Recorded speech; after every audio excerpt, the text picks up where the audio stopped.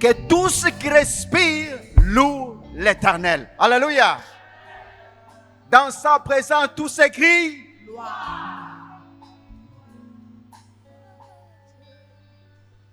Papa, il y a quoi? Je ne t'ai pas entendu. Dans son palais, tout s'écrit. Dans son palais, tout s'écrit. Dans son palais, tout s'écrit.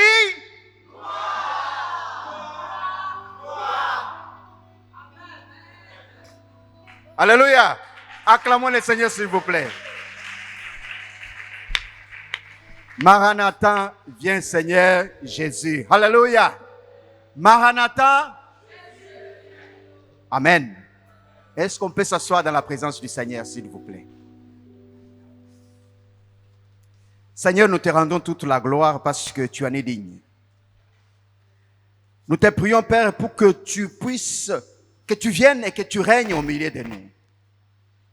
Que moi, je sois effacé devant ton peuple, que toi, tu puisses prendre contrôle de toutes choses. Que je diminue, que toi, tu croisses Christ. Que je sois tout simplement un instrument entre tes saintes mains. Que ma bouche soit ta bouche. Cher Saint-Esprit, cette parole a été écrite sous ton inspiration divine. Et j'aimerais aussi m'associer avec toi afin que je puisse transmettre cette parole par ton inspiration. Afin que Christ soit glorifié au milieu de nous. Que tous qui ne confessent pas le nom de Jésus se taisent à jamais au nom de Jésus. Nous te rendons toute la gloire, Père, parce que tu en es digne. Au nom de Jésus, nous avons ainsi prié. Amen.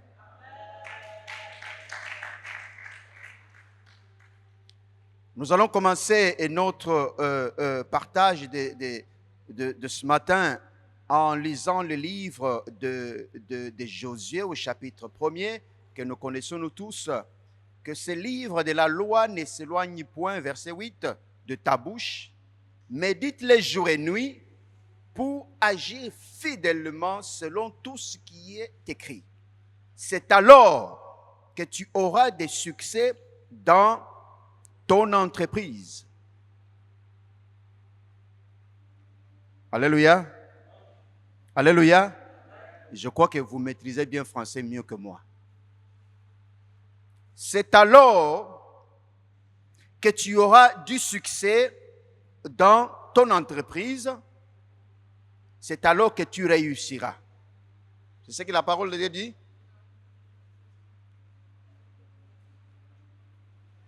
Frère, tu peux m'aider s'il te plaît. Qu'est-ce que la Bible dit? Au verset 8.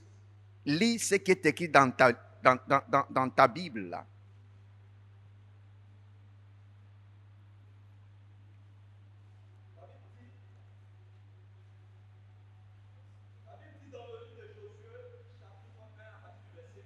Verset 8, oui.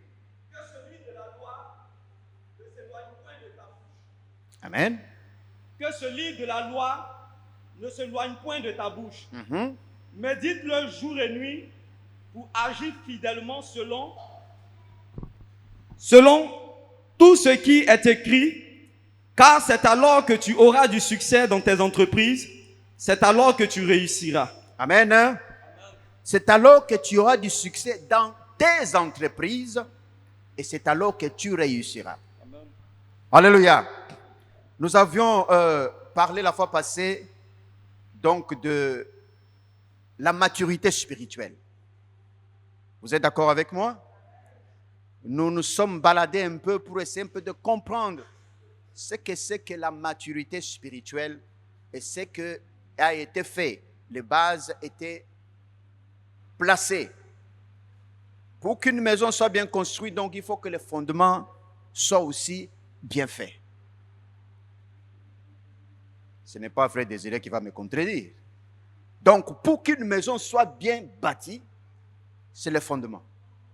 La fondation, si ça ne tient pas, si ce n'est pas bien fait, si c'est sûr, la Bible nous dit d'ailleurs, l'homme sage bâtit sa maison sur du roc. et l'insensé sur du sable. Nous avons essayé donc d'expliquer un peu, et c'est pas tout, sur la maturité, et puis pour pouvoir un peu nous élever un tout petit peu, que chacun essaye de pouvoir y bâtir sa vie avec le Seigneur. Amen. La maturité intervient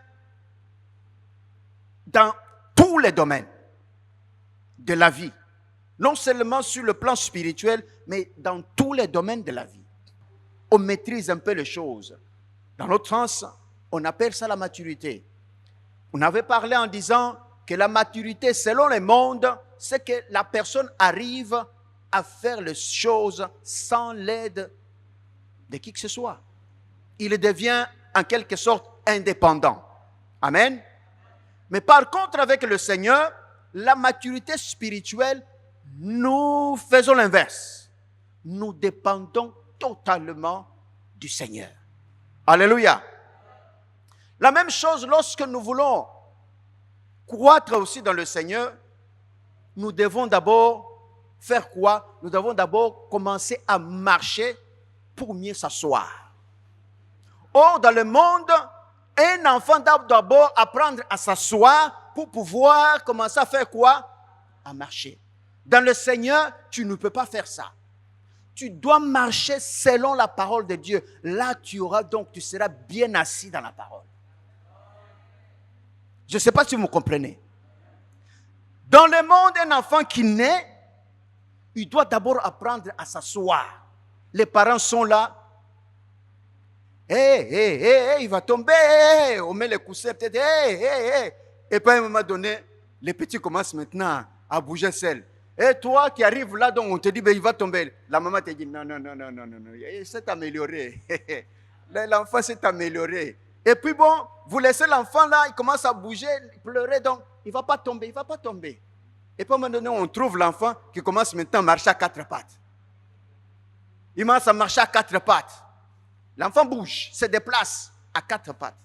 À un moment donné, il tient la chaise, il se met debout. La maman découvre bien, il donne le rapport au papa qui n'était pas là. Il commence à bouger, il commence à se mettre debout. Ah, mon petit, allez, venez. Allez, donne-lui, tu vas voir. Mais dans le Seigneur, ce n'est pas la même chose. Nous devons d'abord apprendre à marcher. Je ne sais pas si vous me comprenez. À marcher selon la parole de Dieu. Lorsque tu marches selon la parole de Dieu, c'est alors que tu apprendras à t'asseoir dans la parole de Dieu. C'est ça la croissance qu'on peut appeler la maturité. Alléluia. Alléluia. Parce que dans nos maisons, dans nos foyers, dans nos entreprises, dans nos églises, dans nos écoles, nous avons des problèmes tout simplement parce que nous avons affaire à des gens qui sont enfantins. Les gens qui sont immatures. Les gens qui ne connaissent rien, mais qui prétendent connaître. Est-ce que vous comprenez? Jésus n'avait pas à faire beaucoup de publicité. D'ailleurs, lorsqu'il faisait quelque chose à quelqu'un, il interdisait formellement à cette personne d'aller divulguer ce qui s'est passé. Mais plus il le faisait, les personnes allaient donc en tout cas, vous comprenez un peu? Frère, si tu sais, tu sais. Et si tu ne sais pas, tu ne sais pas. De l'autre côté, on dit, if you know, you know. If you don't know, you don't know. Alors ne veux pas venir prétendre que tu connais. Et puis avec le temps, tu commences maintenant donc à gratter la tête. Bien-aimé, je sais que le système anglophone est vraiment simple et éducatif. C'est-à-dire que lorsque tu arrives quelque part, tu lances le message. Donc tu informes les gens, et écoutez les gars, moi je ne parle pas l'anglais. Tu te débrouilles pour faire passer le message. I don't know very well English. Ils vont t'aider. Ils vont t'aider. Et puis, quand ils vont commencer à venir auprès de toi, ils viendront avec donc cette attitude-là de ne pas trop choquer. Tu comprends un peu? Trop te compliquer donc dans l'anglais là. Ils vont commencer à te dire, ils expliquent un peu des choses. Et puis quand toi tu dis les choses, ils vont essayer de te comprendre. Ce n'est pas comme les francophones. Les francophones, si tout simplement tu arrives à dire, donc on appelle ça chaise, donc la chaise. Au lieu de dire donc là, tu as mis les. Toi tu connais rien. Tu es déclassé complètement. Tu es déclassé, rien que par ta façon de parler. Les francophones donc te mettent de côté. Mais l'anglophone, lui, il cherche d'abord à te comprendre. Que tu dises là ou là, il veut d'abord comprendre le message. Mais le francophone, une fois que tu ne connais pas, tu ne maîtrises pas la langue de Molière, tu ne maîtrises pas la grammaire. Le gars là, il est bon, mais les choses qu'il dit là, c'est pas clair. Mais pourtant, c'est clair. Le francophone, il est très orgueilleux. Si vous comprenez, vous comparez donc aux anglophones. Il veut comprendre ce que tu dis, ce que tu veux dire. Tu dis quelque chose, il va même t'aider. Ah, do you mean you want to say yes? Et puis tu dis yes, yes, yes, yes. Ah, ok. Il continue. Et puis, ah, s'il n'a pas compris, il va essayer de comprendre ce que tu veux dire. Et puis donc, il t'explique, tu dis, ah, vous continuez. Est-ce que vous comprenez? Les choses dans le Seigneur, nous avons des gens qui prétendent connaître, mais qui ne veulent pas être aidés non plus. L'orgueil. Vous savez, lorsque l'orgueil intervient, c'est souvent à des gens qui sont immatures. Les m'as-tu vus?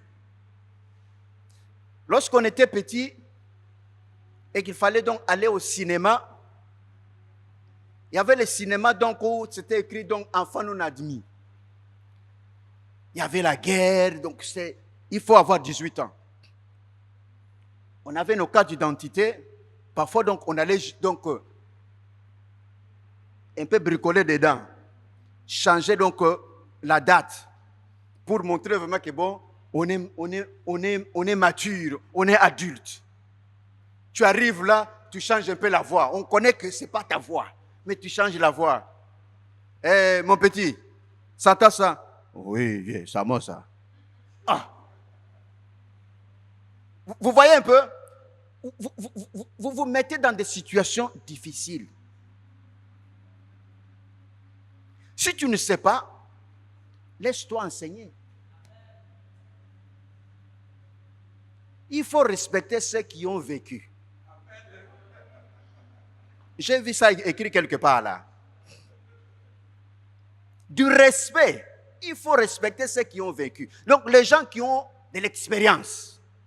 Les gens qui ont fait des choses avant toi. Quelqu'un te dit, si tu vas sur cette voie-là, les lions sont là devant. Toi tu dis, ah, tu racontes n'importe quoi. On te dit qu'il y a un lion là devant. Ne prends pas cette voie-là. Si tu vas donc, tu vas avoir des problèmes. Mon frère, qui sera dans les merdes? C'est qui? Donc, quand quelqu'un connaît, il connaît. Il sait de quoi il parle, il connaît. Et même vous, quand vous écoutez la personne, ou quand vous voyez la personne faire la chose, vous savez, il connaît. Parce qu'un enfant, tu meurs, on lui laisse tout. Comme la Bible dit, Galates chapitre 4, aussi longtemps qu'un héritier est encore enfant, il n'est pas différent d'un esclave. Comprenez un peu? Il ne peut pas jouir de tout ce que son père ou la famille lui a laissé. Il faut que tu arrives à un niveau où tu peux prendre des choses, donc en tout cas, à ta charge. Une fois, j'ai vu à la télé un enfant d'un président, c'était ici en Afrique. L'enfant là, il avait 16 ans. Ils arrivent à l'aéroport, vous savez maintenant, tout se passe sur les réseaux sociaux. Hein. Vous faites les choses, les gens te filment. Quelques heures après, hein, pas partout. Il arrive à l'aéroport, on dit, monsieur, votre passeport. On donne le passeport. Ah non, ton passeport donc est expiré. Tu ne peux pas voyager. Elle dit, quoi? Ils étaient dans un pays là, étranger, donc ils devaient voyager encore. Ils étaient en transit. Elle dit, non, tu ne peux pas voyager. Elle appelle une dame là, qui s'occupait donc de ses affaires, donc de voyage, tout et tout. C'est une dame avancée en âge, une blanche. Elle arrive, mais c'est quoi ça? Pourquoi tu n'as pas contrôlé mon passeport? Bah! Un petit garçon de 16 ans qui gifle une maman qui est même donc presque dans les cinquantaine. Et puis, le quart du corps qui arrive là, il a entendu un gifle qui arrive là-bas, le quart du corps arrive, il ramasse aussi. Pourquoi? Parce que c'est un enfant d'un grand. Vous savez, Dieu, il est au-dessus de toutes choses. Dieu, il est omnipotent. C'est qu'en lui, toute la puissance que vous pouvez imaginer se trouve en lui. Omniscient, toute la connaissance se trouve cachée en lui. Et omniprésent. Donc, Dieu, il est partout au même moment. Nous qui sommes là, Dieu, il est au milieu de nous. Ceux qui sont donc à Yopougon là, il est là-bas. Ceux qui sont à Madagascar, il est avec eux. Mais regardez donc en tout cas les États-Unis d'Amérique. Regardez la France, ceux qui font donc en Afrique. Ce sont eux qui ont les derniers mots. Mais pourtant, Dieu, qui a les derniers mots sur nos vies, l'humilité n'est pas une faiblesse. Est-ce que vous comprenez? L'humilité n'est pas une faiblesse. Et la non-réponse de Dieu est parfois une réponse. Vous priez, vous demandez quelque chose et vous ne voyez pas ce que vous avez demandé là s'accomplir. Parfois, c'est une réponse. Parfois, Dieu t'a exaucé. Un frère qui devait quitter un pays X, je tairai le nom, on a fait donc le quoi jeûne et prière. Il devait aller donc à un séminaire, campagne d'évangélisation, des choses comme ça. On a prié, on a jeûné. Alors, lorsqu'il a fini, on avait fait déjà des affiches, et l'homme de Dieu va venir, ainsi de suite. Alors, le jour où il devait partir, il est tombé dans les embouteillages. Alors, il commençait à prier, mais Seigneur, mais qu'est-ce qui se passe? On a déjà tout préparé, je dois aller faire ton œuvre, mais c'est quoi ça? Si j'avais peut-être un avion, j'allais partir directement, mais c'est quoi cette histoire? Les embouteillages, mais je vous dis, mais pas possible. Il arrive à l'aéroport, il sort vite donc avec sa valisette, il arrive là. Non, monsieur, tu ne peux pas voyager comme ça. On doit donc, en tout cas, mais mon avion donc doit décoller maintenant. Ah, non, checking d'abord. On doit peser tes bagages. On doit donc vérifier ton passeport. Mais c'est quoi cette histoire? Mais Seigneur, pourquoi? On annonce donc dans le tour de contrôle là, bon, pas les speakerines là. Voilà l'avion, tel, tout ça qui doit partir. Il doit décoller donc dans quelques minutes. Pendant que, monsieur tel, ainsi de suite, vous êtes tout ça, voilà. Seigneur, il s'est mis à prier, en pleurant. Seigneur, pourquoi tu m'as fait ça? Mais pendant qu'il était en train de prier, l'avion décolle. Pendant qu'il était en train de pleurer, l'avion qui a décollé, quelques secondes plus tard, l'avion explose. La prière change. Merci Seigneur. Merci Seigneur de m'avoir protégé. Merci Seigneur de m'avoir sauvé. Merci Seigneur. Est-ce que vous vous imaginez? Est-ce que vous comprenez? Lorsque nous persistons dans certaines choses avec le Seigneur, en utilisant les paroles comme dans l'évangile selon Luc, je crois chapitre 11, où on nous dit quelque part là, cherchez, on va, mais Matthieu 7, 7, hein, cherchez, vous trouverez, frappez, on vous ouvrira, demandez, on vous donnera. Jésus dit quelque part là, qui de vous, les hommes ici, méchants comme vous êtes, qui, si son enfant lui demande vraiment un morceau de pain, il va lui donner donc une pierre. Il y a encore plus loin, et monsieur, il a vu donc, il a reçu un ami à lui qui est venu au milieu de la nuit. Il parle sur son ami qui vendait le pain, il commence à toquer à la porte. Il a dit, mon gars, est-ce qu'il y a moyen donc de m'ouvrir un peu? J'ai un ami qui est venu donc chez moi, mais il n'y a pas de pain, est-ce que tu peux? Le monsieur donc au milieu, donc, dans sa maison, il dit, moi mes enfants nous dormons, ne m'importune pas. Je dors.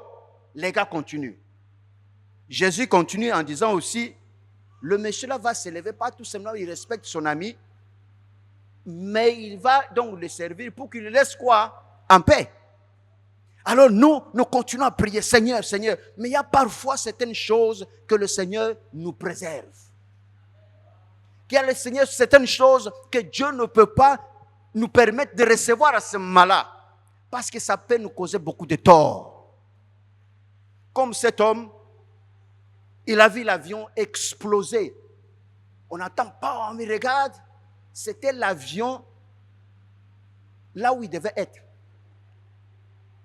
Alléluia. La maturité nous permet d'être dans la présence de Dieu constamment. La maturité nous permet donc de méditer la parole de Dieu donc jour et nuit. D'ailleurs, qu'est-ce que j'avais dit donc à propos donc de mot méditer? Ça veut dire quoi méditer? Est-ce qu'il y a quelqu'un qui peut me rappeler? Donc c'était le dimanche passé.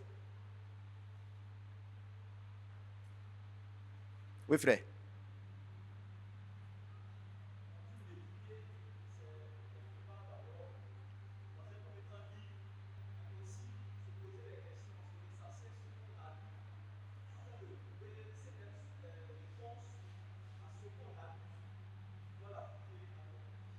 Merci beaucoup. Est-ce qu'on peut l'encourager, s'il vous plaît? Que Dieu te bénisse. La méditation ou méditer, c'est lire en silence, comme nous le lisons toujours ailleurs. Ou c'est parler soi-même là en réfléchissant. Tout simplement.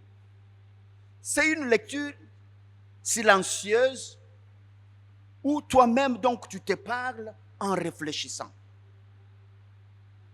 Tu es en train de méditer. Ce que je viens de dire là, et tu te poses des questions.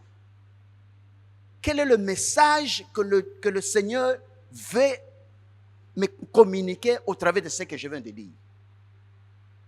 Il y a un avertissement, il y a une révélation, il y a des conseils.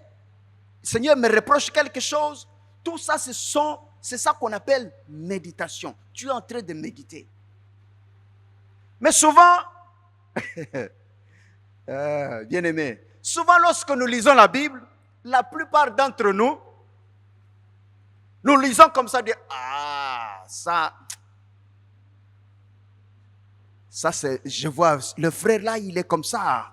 Non. Donc, toi, au lieu de te voir, toi, tu vois quelqu'un d'autre. Ça c'est pour cette sœur-là. La sœur-là, Vous savez, lorsque vous parlez à quelqu'un et que vous lui pointez le doigt comme ça, toi, attention. Tu as fait combien de doigts là? Non, il y a combien de doigts que tu montres là? Combien? Mais combien de doigts te regardent toi? C'est pour cela que la Bible nous dit, avant de sortir quelque chose dans ta bouche, fais quoi? Tourne ta langue comment? Combien de fois? 7 fois, non? Est-ce que la Bible nous dit en tout cas, je vais parler donc Jack Tayo, je dis, Jack Tayo.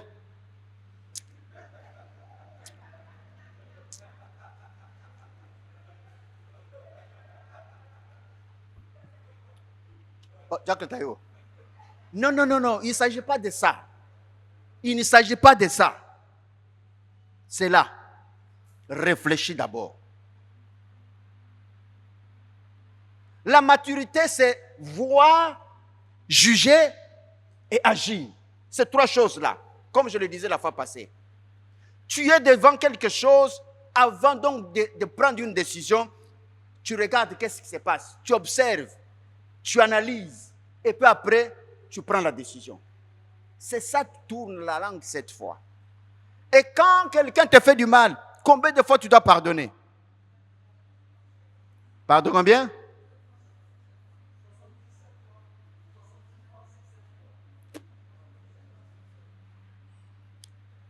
Le frère là m'a insulté. Il m'a encore insulté. Est-ce que tu arriveras vraiment à compter? Ça veut dire quoi? Il faut toujours pardonner. Parce que tu n'arriveras pas à compter dans 77 fois. Non, tu ne peux pas. Tu ne peux pas. Mais nous, une fois que quelqu'un t'a fait du mal, une seule. Le frère là, je ne peux pas lui faire confiance. C'est la façon dont il m'avait parlé. Il t'avait parlé quand? Oh, c'était pendant la fête de Noël 2020. Hein? Lorsqu'on était à l'école, nous étions petits, donc à l'école primaire. Et il avait insulté ma mère. Hein? Frère, il faut pardonner. Il faut pardonner. Le vrai pardon, c'est pour les gens qui sont matures. Alléluia. La maturité, c'est pour donc ceux-là qui plaisent à Dieu. Alléluia. La maturité est pour les gens là-dedans, en tout cas, qui savent faire la part des choses. Nous regardons donc il fait jour, et puis à un moment donné, il va faire noir. Alléluia. Ça ne concerne pas que tu sois mature, donc que tu sois immature. Même les oiseaux, même les bêtes, ils savent maintenant, en tout cas, il est temps d'aller dormir, il fait noir. Ça, tout le monde peut le savoir. Mais il y a certaines choses qui sont réservées à des gens qui sont matures. Alléluia. Le royaume des cieux appartient à ceux qui sont matures. L'œuvre de Dieu appartient à ceux qui sont matures. L'amour de Dieu appartient à ceux qui sont matures. Le pardon de Dieu appartient à ceux qui sont matures. Le mariage dans le Seigneur appartient à ceux qui sont matures. L'entrée au royaume de Dieu appartient à ceux qui sont matures. Alléluia. Laisse-moi un peu m'arrêter sur le mariage. Amen. Nous allons passer vite. La maturité, vous allez comprendre bien que c'est vraiment une clé incontournable pour notre marche donc avec le Seigneur.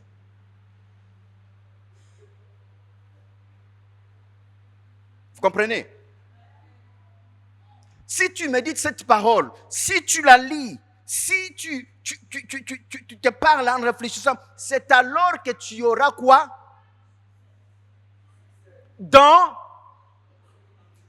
Tu peux avoir le succès, mais tu n'es pas encore arrivé donc à la réussite. Est-ce que vous comprenez? C'est alors que tu auras du succès dans tes entreprises. C'est alors que la réussite ne dépend pas donc du succès. Je vais vous choquer. Tu peux réussir dans la vie, mais échouer dans ta vie. Est-ce que vous comprenez? Salomon, il avait réussi dans la vie, mais il avait échoué dans sa vie. Est-ce que vous comprenez? Tu peux réussir dans la vie, mais dans ta propre vie là, tu as échoué. On parle du succès donc dans tes entreprises, pas dans ton entreprise. Tu peux réussir à l'école avec succès. Tu peux réussir dans les affaires avec succès. Mais dans ton mariage, tu as échoué. Regardez donc la plupart des stars.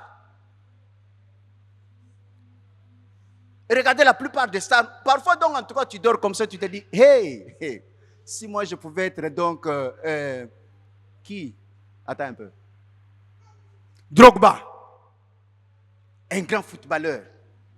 Nous, on a connu Drogba quand il était en France et puis quand il est venu en Angleterre, Chelsea.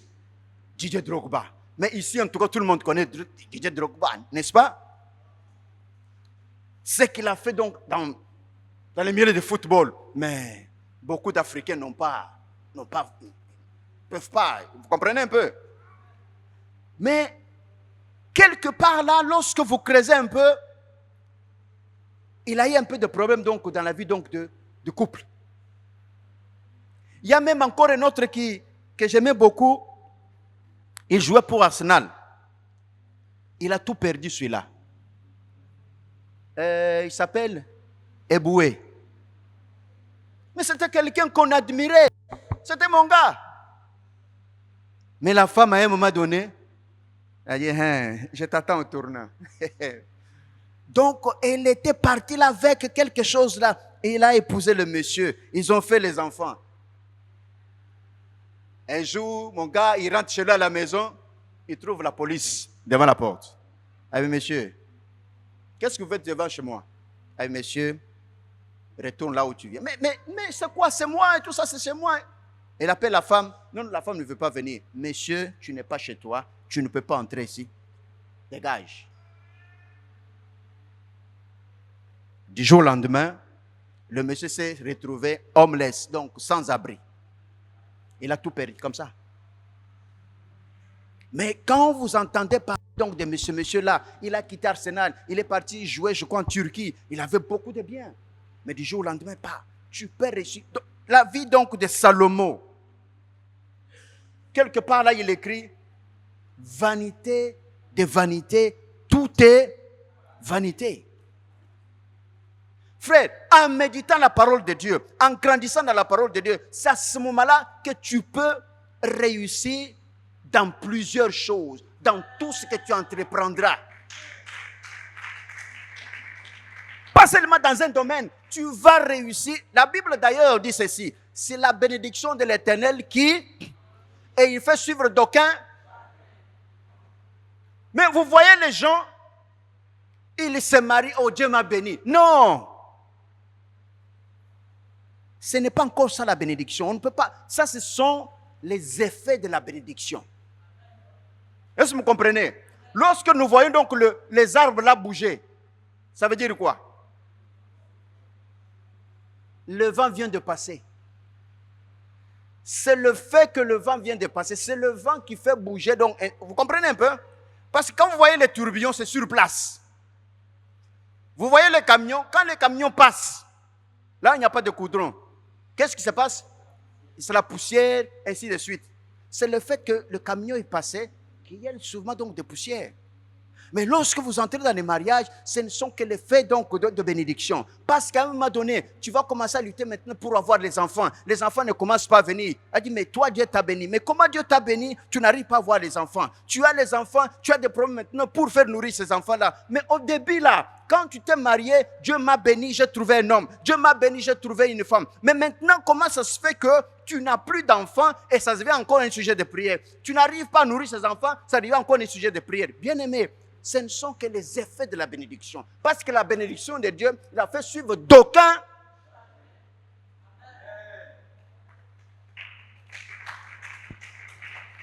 Alléluia.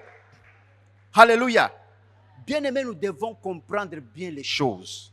C'est dans la Bible. C'est alors que tu réussiras et que tu auras du succès dans toutes tes entreprises. Ça veut dire que dans tout ce que tu vas entreprendre, dans tout ce que tes mains vont toucher. Regardez le cas de Joseph. L'exemple typique. Il y a un frère qui s'appelle Joseph ici. Le monsieur là a été vendu par ses frères. L'enfant, c'était fils à papa et à sa maman aussi. Vendu comme esclave. Il arrive là, dans la maison de Potiphar. Vous connaissez bien l'histoire. Madame Potiphar arrive, regarde ce monsieur-là et dit, mon gars, ton pied, mon pied. Le monsieur regarde et dit, madame, en tout cas là, tu as tout faux. Moi, mon pied là, non, tu ne peux pas. Et puis, moi, je te veux. Le monsieur dit, non, non, ça ne marche pas comme ça. Moi, mon Dieu là, il ne m'a pas dit ça. Mon père là ne m'a pas non plus éduqué comme ça. Je te respecte, tu es ma patronne, ça se limite là. Alors si je vais crier ici, tu n'as qu'à crier. Mais moi, je ne veux pas. Regardez cet homme, l'esclave qu'on a fait venir ici. Regardez ce qu'il m'a fait. Et ainsi de suite. La parole donc d'un esclave contre donc la parole donc de la femme d'un grand monsieur, gouverneur. Qui on va croire? Le monsieur en prison. Malgré là où il était. Il y a donc les gens qui expliquent, en tout cas des commentateurs donc de Nouveau Testament, de l'Ancien Testament, ils disent, même là où il était, les gars étaient toujours avec Dieu. Tout ce qu'il faisait, même en prison là, il était prospère. Il avait du succès. Jusque même donc, en tout cas, les gens qui venaient là, il leur parlait donc de Dieu, il leur donc fait des révélations. Il réussissait. Et sa crainte de Dieu là, un jour on s'est souvenu de lui. Qu'est-ce qui s'est passé? On l'a fait sortir de la prison. Oh, le roi a fait un rêve. Et pourtant il avait dit à ce monsieur-là, donc, quand tu seras donc rétabli donc dans ton fonction, souviens-toi de moi. Les gars ont oublié. Mais un jour il a dit, hey, Your Majesty, son excellence, je connais un monsieur là, un juif là, un hébreu. Il est en prison. Tu sais, vous savez, un jour donc j'ai eu un rêve. Dans le songe là, il m'a tout expliqué. Il a dit, fais venir ce monsieur là. Le gars est venu. Pharaon commence à parler. Son excellence, ce que tu as vu là, c'est ça. Le monsieur Joseph, il avait du succès dans tout ce qu'il faisait. Il avait du succès dans tout ce qu'il touchait. Il réussissait partout où il mettait les pieds, il réussissait. Pourquoi? Il était mature. Et regardez son grand frère. Est-ce que c'était un homme mature? Ruben. Lisez un peu l'histoire de ce genre. Est-ce que ça c'est un homme mature vraiment? Le grand frère qui devait montrer l'exemple. Est-ce qu'il était mature? Mais vous voyez la maturité de ce monsieur-là? Même son père, il avait regardé. Ce petit, il doit être à côté de moi. Il avait déjà vu quelque chose en ce monsieur-là. Même dans sa façon d'être, Dieu l'avait aussi déjà mis à part. Quand il voyait donc des songes, il expliquait à son père vraiment Donc toi, tu veux dire que moi et ta mère là, on vient devant toi, on s'agenouille, on s'incline devant toi. Mais le vieux père, il regardait bien. Le petit ici, non. Mais l'histoire nous dit quoi? Le monsieur, le roi l'a établi. Il a dit, c'est par rapport à mon trône. Mais sinon, c'est toi qui devais donc être au-dessus de moi. Vous comprenez un peu? À cause de quoi? Son attachement et son amour qu'il avait pour Dieu. La crainte qu'il avait pour Dieu a fait que ce monsieur soit propulsé. Et il a sauvé même Israël, que nous parlons donc d'Israël dans le futur. Parce que si Joseph n'était pas vendu là-bas, s'il n'était pas arrivé à ce niveau-là, lorsqu'il y avait famine, il n'allait pas faire venir donc ses frères. Et lorsqu'ils sont partis là-bas rejoindre leurs frères, venez, je suis chef ici, venez avec vos enfants. Ils étaient à combien? Ils étaient à combien? 70. Ils étaient tout simplement à 70. Ils sont venus là, les rejoindre en Égypte. Mais lorsqu'ils sont sortis de l'Égypte, ils étaient combien? Vous comprenez un peu? Frère, dans la vie, il y a des gens que nous pouvons rencontrer dans la vie qui ne sont qu'un tremplin pour nous. Ils nous aident à arriver à un point, de point A jusqu'au point B. Et lorsque ces gens-là se détachent de nous, il ne faut pas pleurer. Dieu les a utilisés parce qu'il y a des gens qui sont là justement momentanément pour un but. Nous devons comprendre cela. Quelqu'un commence à dire, mais ce monsieur-là, comment? Mais je l'appelle ainsi de suite. Mais non, il a accompli sa mission. Mais il y a des gens dans nos vies qui sont là pour nous booster, pour nous propulser. Il y a aussi des gens qui sont là dans nos vies pour nous tirer vers le bas. Alors, quand tu es mature, tu dois comprendre vraiment dans quelle relation tu te trouves avec l'ami là. Est-ce que c'est quelqu'un qui est là pour te soutenir, te booster vers le haut, ou c'est quelqu'un qui te tire vers le bas, ou c'est quelqu'un... Vous comprenez un peu? Parce qu'il y a des gens qui sont toxiques. Parce que si vous ne comprenez pas qu'il a accompli sa mission et qu'il est maintenant donc moment pour toi donc de te séparer de la personne, tu vas souffrir. Tu vas souffrir. Joseph n'est pas parti dans la terre promise. Joseph n'a pas vu la terre promise.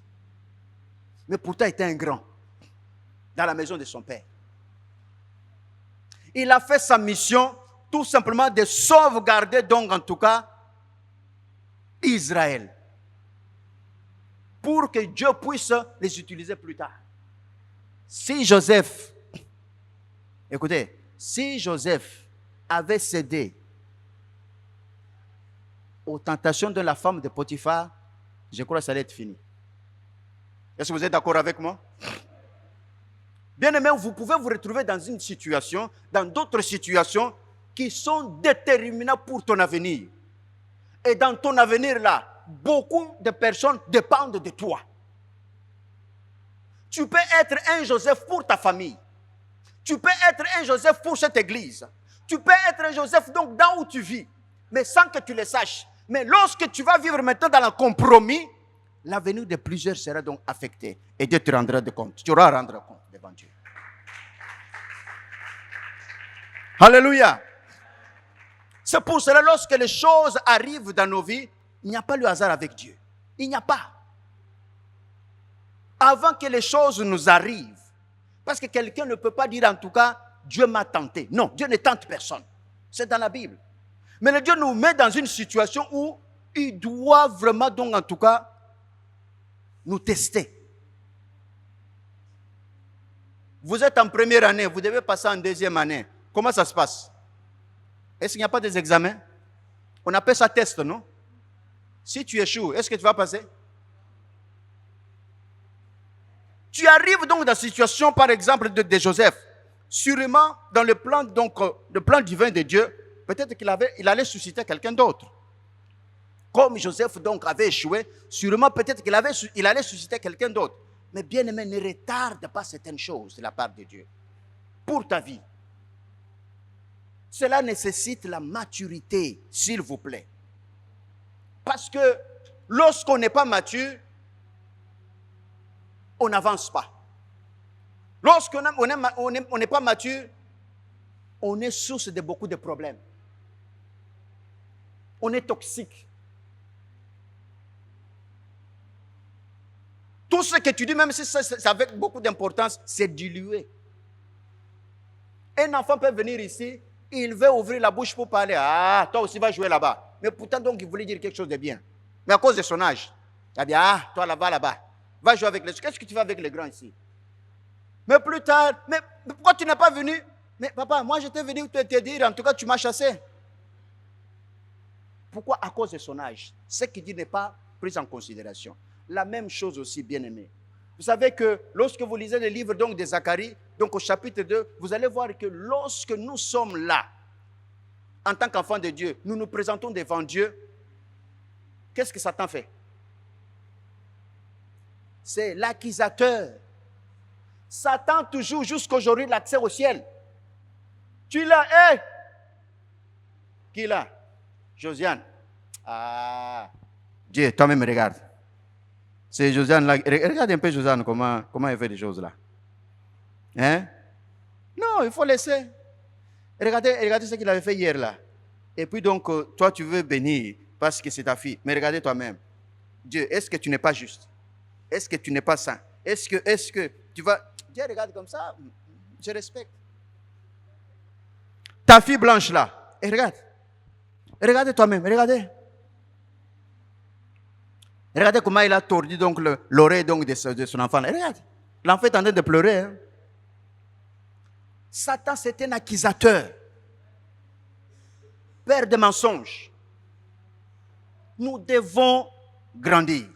Comme je le disais tout à l'heure, je disais que le mariage, c'est pour les gens qui sont, je vais m'arrêter un peu là, qui sont matures. On me répond, je sais qui parle là. Donc, c'est pour les gens qui sont matures. Parce que le mariage, ce n'est pas pour les enfants. Ce n'est pas pour les enfants. Parce qu'on n'entre pas là pour rigoler. Il faut être mature. Qui sont les couples qui sont mariés ici? Tu lèves la main, tu n'es pas marié. Tayo. Je dis, quels sont les couples qui sont mariés? Levez la main, ils me regardent comme ça. Merci beaucoup, merci beaucoup. C'est quelque chose, moi aussi je suis dedans. Amen. Oui, ça appartient donc aux gens qui sont matures. La maturité, donc toi tu entres dans le mariage, tu considères donc d'abord donc la fille là, comme si c'est vrai, c'est ta copine. Mais quand tu entres dedans là, c'est ta femme. Mais alors ne considère pas ta femme comme ta mère. Ne la compare pas à tes soeurs, ne la compare pas à ta mère. Dans la façon donc de préparer, dans la façon de faire certaines choses. Non. Sinon, il fallait rester chez vous. Comme ça, ta mère continue donc à t'entretenir, à préparer pour toi, à laver tes habits et tes sœurs repassent pour toi. Parce que toi, tu es prince, quoi.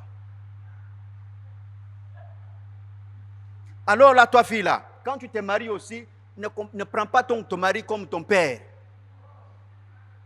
Oh, mon papa, donc, en tout cas, il faisait ceci chez nous à la maison. Et donc, toi, tu épouses donc l'homme là. Tu vas retrouver donc dans ton homme là, donc ton papa. Mais reste avec ton père. Tu es immature.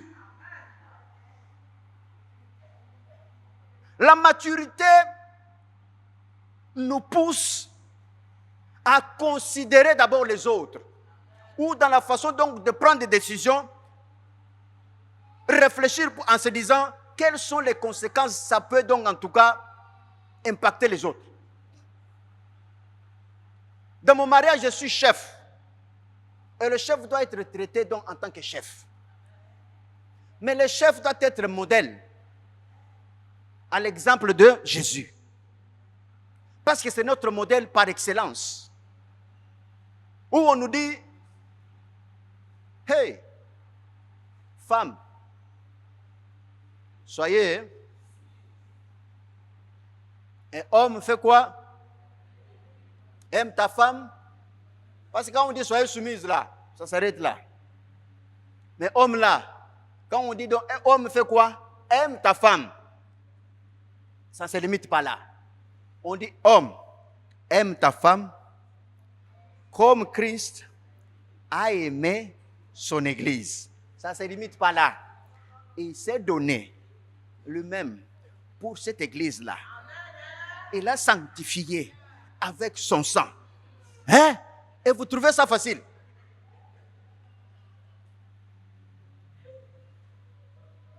Femme, la Bible dit, soyez soumises. C'est ce que nous connaissons. Mais ce que la Bible nous dit, aimer, ce n'est pas facile. Hein? Et surtout, aimer comme Christ nous a aimés. Frère, Jésus a intercédé pour nous et il continue à le faire. Même à la croix, il disait, Père, pardonne-le parce qu'ils ne savent pas ce qu'ils font. Vous savez, jusqu'aujourd'hui, nous avons des intercesseurs qui intercèdent pour nous auprès du Père. Jésus intercède pour nous auprès du Père et le Saint-Esprit intercède pour nous au travers de nous. Alléluia. Par des soupirs inexprimables. Et la Bible ajoute, de nous-mêmes, nous ne savons même pas prier. Nous ne savons même pas ce qu'il faut dire dans nos prières. Mais c'est le Saint-Esprit, c'est comme si Dieu a un langage là codé qui ne peut comprendre qu'au travers du Saint-Esprit. C'est comme si le Saint-Esprit devrait donc prendre donc ce que nous disons là. Il les décode pour que Dieu puisse le comprendre. Mais lorsque nous ne sommes pas en communion avec le Saint-Esprit, lorsque nous ne sommes pas unis, attachés au Saint-Esprit, qui va intercéder pour nous?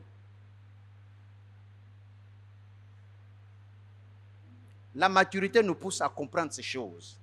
Parce que nous allons finir par attrister le Saint-Esprit. Et j'avais dit la fois passée que non, nous allons finir par blasphémer le Saint-Esprit. J'avais dit en tout cas, blasphémer le Saint-Esprit, ça ne commence pas directement, bon, tu as blasphémé le Saint-Esprit. Non, ça commence les étapes par exemple. Donc, étape, tu attristes le Saint-Esprit. Et puis après ça, qu'est-ce qu'il y a?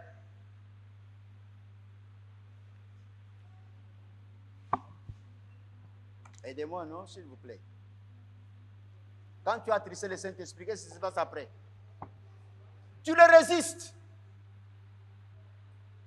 Quand tu résistes le Saint-Esprit, tu finis par éteindre le feu du Saint-Esprit.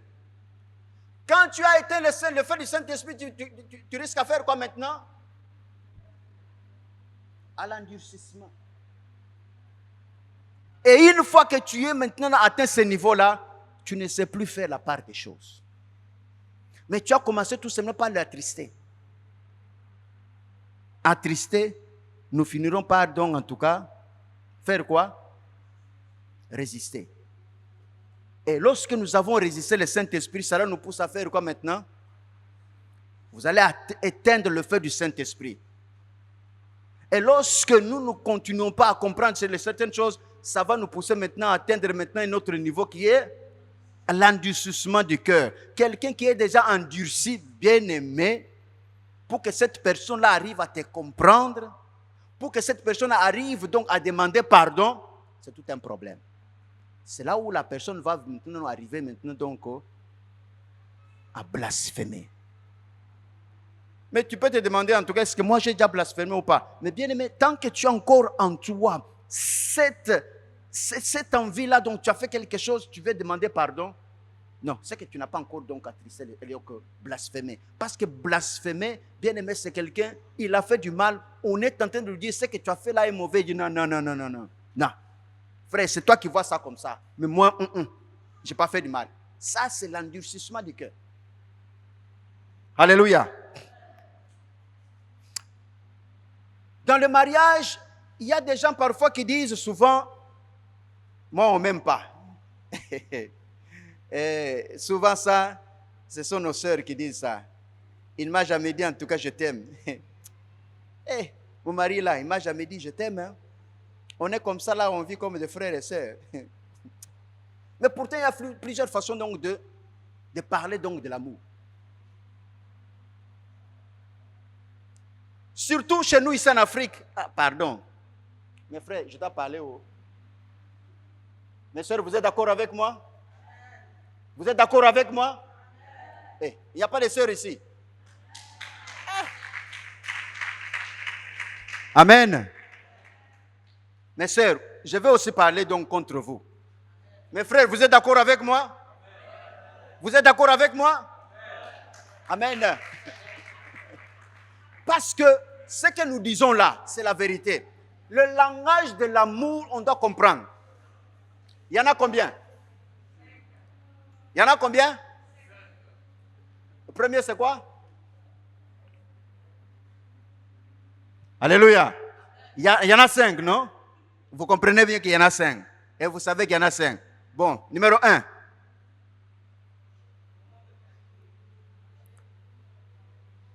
Numéro 2. Numéro 3. Numéro 4. Numéro 5. Numéro 1, bien-aimé. Commençons d'abord par le commencement. Que ce soit clair. Parole valorisante. Ça veut dire quoi? Tu as un monsieur ou tu as ta dame qui, les paroles valorisantes, ce sont des paroles pour lui ou pour elle. C'est quelque chose, en tout cas, il semble que non, mon mari même ou ma femme même. C'est-à-dire quoi? Lorsque ta fille, donc ta femme là, donc s'habille par exemple, elle dit, hey, ma chérie, ah non, non,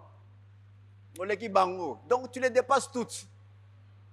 Non, tu es vraiment bien habillée, mais quand je te regarde, et puis la femme dit, mais il y a d'autres vraiment, tu leur dis, ma chérie, tu es bien habillée. Mon frère, ne te fâche pas. Cherche à comprendre quel sera donc le langage qui correspond à ta femme. Alléluia.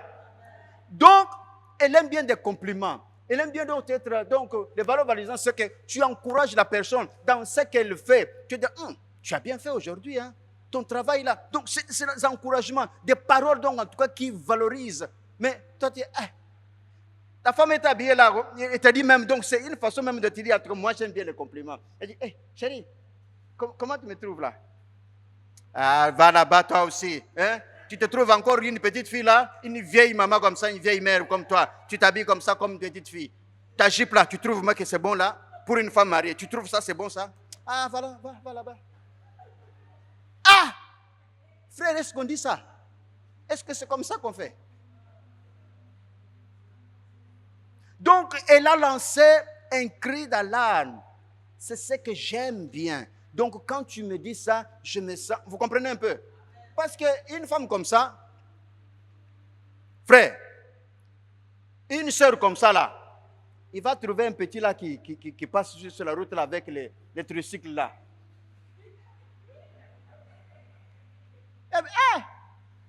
Maman, en tout cas, tu es sa pédé. Eh bien, merci. Et il passe. Les petits là passent encore une fois. Tati, hey, toi vraiment, hey, mon cœur là se fait boum boum. Tu es vraiment Je vous dis, frère, vous risquez de perdre votre femme. Parce que c'est sa façon à elle qu'elle soit, donc il se sent aimé en écoutant de telles paroles. Est-ce que vous comprenez un peu? Vous savez, moi je suis bêté. Toi tu es donc guéri. Guéri. Alors, pour qu'on puisse se comprendre, moi qui suis guéri, et donc apprendre maintenant à communiquer avec Bété. Donc, je dois faire un effort de comprendre un peu le langage donc de l'autre pour que je puisse satisfaire cette personne, n'est-ce pas? Donc, quand vous entrez dans une relation, essayez de connaître donc le langage d'amour de la personne avec qui tu vis. Deuxième, en tout cas, leçon, c'est les cadeaux. Ce n'est pas toujours quelque chose du genre l'argent, ou tu achètes un parfum, ou tu achètes quelque chose de chaud, mais de cher plutôt. Mais c'est le fait de lui apporter quelque chose, tu penses à elle. Donc quand tu reviens par exemple donc, du boulot, ou quand tu es sorti, tu rentres là, tu dis, ma chérie, donc j'avais pensé à toi, c'est pour toi. Mais là, ça me dit, chérie, toi aussi tu exagères, hein? Tu me gâtes vraiment. Et elle aime ça. Elle aime ça.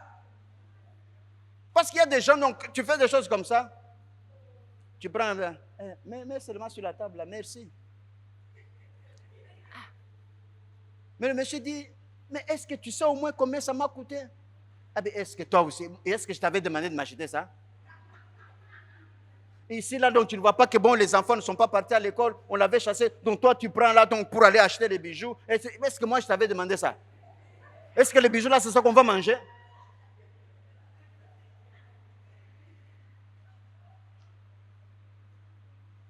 Vous comprenez un peu? Et l'autre, c'est quoi? C'est le moment de qualité. Amen. Hein?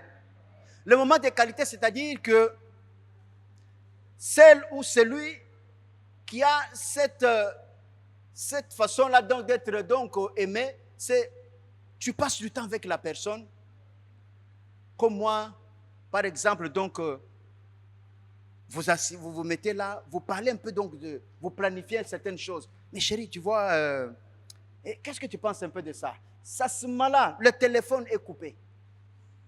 Vous n'êtes pas sur votre portable. Vous n'êtes pas sur votre donc, iPad, tout ça. C'est coupé. Voilà, tu sais, cette histoire-là, comme par exemple ces derniers temps. Bon, tu sais, nous, on n'a pas de secret. Hein.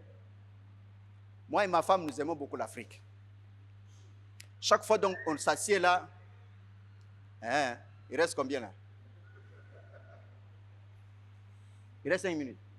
Hey, Yako. On parle un peu, on planifie les choses, qu'est-ce qu'on peut faire. C'est des moments de qualité. Vous comprenez un peu? Et les services rendus. Donc ta femme ou le monsieur, il aime bien que tu fasses les choses pour.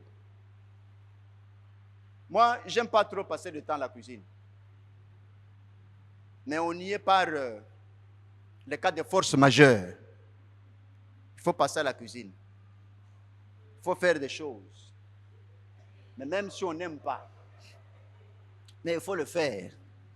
C'est-à-dire que ça, c'est le langage, donc, par exemple, de ma femme.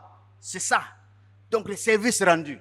Ça, mais il faut maintenant le faire sans pour autant être, donc, qu'on te demande de le faire. Tu comprends un peu? Elle prépare là. Dès qu'elle a préparé, on a mangé. On est en train donc de digérer un peu. Donc, à un moment donné, bon, moi, je passe à la cuisine. Bon, je commence à nettoyer quoi, les casseroles, tout ça.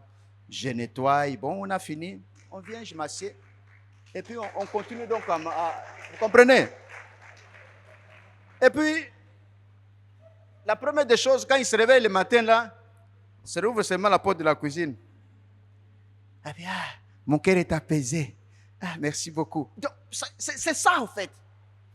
Ce n'est pas que, est-ce que moi j'ai préparé et passe à la cuisine, toi aussi tu dois, ainsi de suite. Et puis tu vas là, toi aussi c'est toujours comme ça. Maintenant tu es assise là, donc la femme là, c'est son travail, non? Et moi je dois aller passer mon temps à la cuisine. Mais il faut comprendre, c'est ce qui le fait plaisir. Et quand tu le fais, elle se sent valorisée, elle se sent aimée, elle se sent donc en tout cas importante à tes yeux. Vous comprenez un peu? Ce n'est pas pour toi, mais fais d'une façon naturelle et spontanée. Le lit, par exemple. Moi, je fais le lit. Et j'aime ça, sans pour autant qu'elle me demande. Et j'aime bien quand j'entre dans ma chambre aussi, je regarde le lit et je dis, oh, waouh. Un cousin là, donc, en tout cas, on dormait ensemble avec. Il avait son lit, moi, donc, dans ma chambre, à Bruxelles. Eh, mais toi, tu arranges ton lit là, mais on va dormir encore dedans, on va déranger encore. À quoi ça sert donc d'arranger encore? Je dis, hé, mon frère, c'est toi qui parles comme ça. Donc, quand tu entres dans la chambre, ou quand tu entres dans une maison, tu trouves qu'il y a des désordres, même dans ton esprit là, tu n'es pas tranquille. Mais quand tu arrives quelque part, vous imaginez le matin, nous venons ici, nous trouvons les chaises d'une façon un peu pas possible. Et puis la personne qui préside les cultes, il vous dit, frère, prends seulement la chaise, il y a la place, asseyez-vous, nous allons commencer les cultes. Comment vous allez être dans votre esprit? Notre Dieu est un Dieu d'ordre et de paix. Là où il y a l'ordre, il y a la paix. Quand vous entrez donc quelque part là, quand vous faites waouh, ton âme aussi, donc, c'est ça, en fait. Elle aime bien le service. Moi, je le rends donc, en tout cas, que Dieu donc me bénisse. Amen. Et puis le dernier, donc, en tout cas, je crois, c'est le dernier, c'est. J'ai déjà fait combien là? 4. Ça, c'est 4e. J'ai déjà fait parole donc valorisante, moment de qualité, cadeau. Et puis ce que je fais là, donc, c'est service rendu. Et le dernier maintenant, c'est le toucher physique. Ici en Afrique, là, hey! Je connais un frère là, c'est un pasteur. Lui, il aime ça. Marcher avec sa femme, la main comme ça, attraper, et puis comme ça là, sa femme. Mais la femme, c'est sa femme, hein, mariée. Dès qu'elle attrape la femme comme ça, bah, laisse-moi. Et les mains comme ça, dit, ah, toi aussi tu ne vois pas que les gens nous regardent ici, qu'est-ce que tu fais?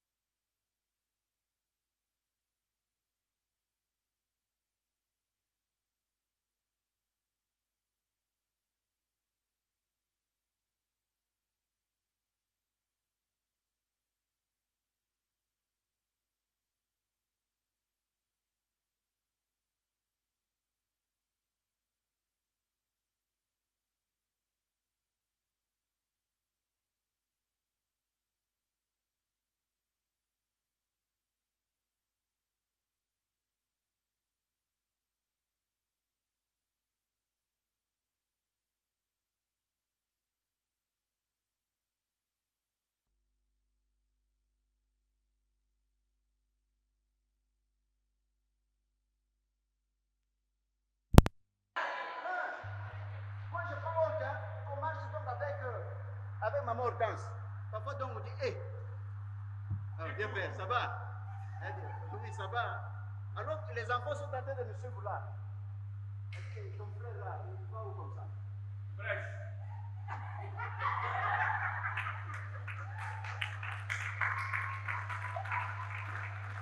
Amen. Amen. On est parti donc au mariage de notre fille pour louer la salle de fête du mariage. Ma femme et moi, notre fille, on part maintenant où ils ont trouvé la salle, on part maintenant.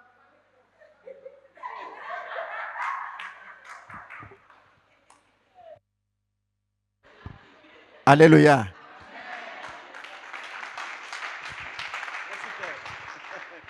Alléluia. On arrive donc devant la salle, le monsieur le responsable, et puis ma fille qui dit donc, that is my mom. Ça c'est ma maman. Ah bon, c'est ta maman? Oh, mais je crois que c'était ta grande sœur. Ma maman qui dit, merci. Non, c'est ma maman. Et puis bon, tu es là avec ton oncle, tout ça. Non, c'est mon... Tu vois un peu? On est là, on marche ensemble, parfois on sort, on va faire le sport ensemble, on sort, on va au boulot ensemble, on voyage ensemble. De ça qui fait que bon, il n'y a pas de secret au fait. Même si elle ne connaît pas tout de moi, même il ne doit pas connaître tout, mais tel que elle aussi, je peux dire, du côté donc toucher physique, câlin, elle aime ça aussi. Mais ce service qu'elle a toujours réclamé. Vous comprenez un peu? Mais en Afrique, on a le système c'est comme si c'était tabou. Vous comprenez un peu? C'est comme si c'était tabou. On doit respecter ça. Hein? Mais quand vous êtes à deux, si c'est ce que le monsieur veut, il faut comprendre ça. Si c'est ce que la dame veut, il faut comprendre ça. Mais bien aimé, au-delà de tout cela, ce sont des choses aussi qui ne regardent que les gens qui sont matures, qui ne sont maîtrisés que par les gens qui sont matures, qui ne peuvent être appliqués que par des gens qui sont matures. Alléluia. Si tu n'es pas mature, tu ne peux pas comprendre ce genre de choses. Mais il n'y a pas que ça. Il y a autre chose aussi. C'est à toi maintenant, en observant ta femme, voir maintenant en tout cas, au-delà de ce que nous venons de dire, qu'est-ce que ta femme donc en tout cas aime? Qu'est-ce que ton homme aime?